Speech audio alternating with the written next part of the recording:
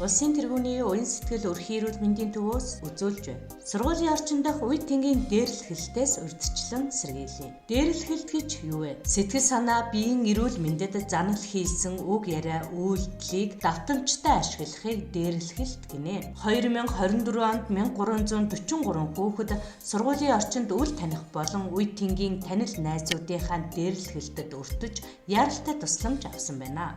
Өөрчлөлсөн үе тэнгийн дээрлэхэлтэд өртсөн хүүхдүүдийн гэмтлийн түгээмэл хэлбэрүүдийг авч үзвэл толгой дөргих, зөөлөн эдийн гэмтэл, хамар хугарах, гарын хуруу үе мултрах, тохой шуу хугарах, эгэм хугарах зэрэг гэмтлүүд байна. Сургуулийн орчны дээрлэхэлтийг сургуулийн багш нар, сургуулийн автобусны жолооч, эцэг их асран хамгаалагч, цагдаа, нийгмийн ажилтан, сэтгэл зүйч, хүүхдийн тусламжийн 108-аас эмч, эмнэлгийн мэргэжилтэн, ерөнхий боловсролын сургуулийн ойролцоох дэлгүүрийн худалдагч, бусад төрийн чиг үүрэг бүхий байгууллагууд сургуулийн орчны дээрлэхэлтийг таслан зогсоож чадна. Тиймээс та бүхэн хүчирхийллийн хажуугаар чимээгүй өнгөрөхгүй байж сургуулийн орчин дахь дээрлэхэлтийн талаар заавал мэдээлэл өгч эрт таслан зогсоогоорой. Аюулгүй ирээдүйг хойч үедээ өвдүүлэн үлдээхэд хүн бүрийн оролцоо чухал юм. Сургуулийн орчин дахь дээрлэхэлтийг зогсооё. Уян сэтгэл өрхийн эрүүл мэндийн төв 2025 он.